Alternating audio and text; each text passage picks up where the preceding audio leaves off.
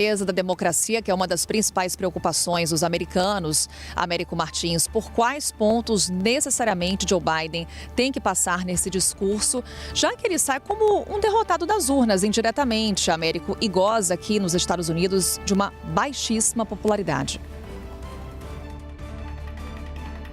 Carol, existem momentos que a gente tem que ser brutalmente honestos, né? E os democratas estão completamente perdidos neste momento. E eles sabem que eles vão enfrentar, provavelmente, um longo período de um governo muito forte do Donald Trump, que, se for muito bem sucedido, pode fazer o seu sucessor.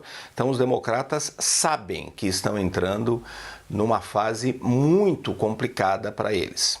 Vamos primeiro rapidamente falar sobre a Kamala Harris. Ela fez o que qualquer candidato deveria fazer e não deve ser aplaudida por isso necessariamente. Falar numa transição pacífica, falar que é necessário defender a democracia, falar que fizemos uma bela campanha e dar os parabéns ao vencedor.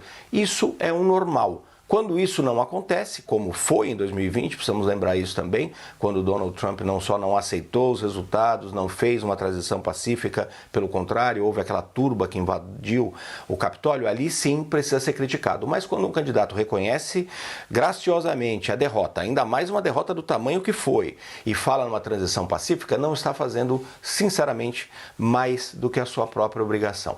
Agora, os democratas estão, como eu dizia, numa situação muitíssimo complicada. Eles estão sem discurso, estão sem liderança e eles sabem que vão enfrentar um período de muita força do Donald Trump. Então, eles vão continuar batendo nessa tecla de que é importante defender a democracia, e é mesmo, mas eles perderam, obviamente, esse discurso de que o Trump era uma ameaça à democracia. A maioria dos americanos acabou votando exatamente no Donald Trump. E como você muito bem colocou, Carol, o Biden sai muito enfraquecido, sai com um legado que vai ser manchado aí, especial, não só pela derrota para o Trump, porque isso é normal na democracia, obviamente, às vezes você ganha, às vezes você perde, mas vai sair com um legado manchado, com uma popularidade muito baixa, devido especificamente às questões econômicas, embora, curiosamente, todos os dados indiquem que a economia americana vai bem, apesar, obviamente, dessa sensação de que o americano ficou mais pobre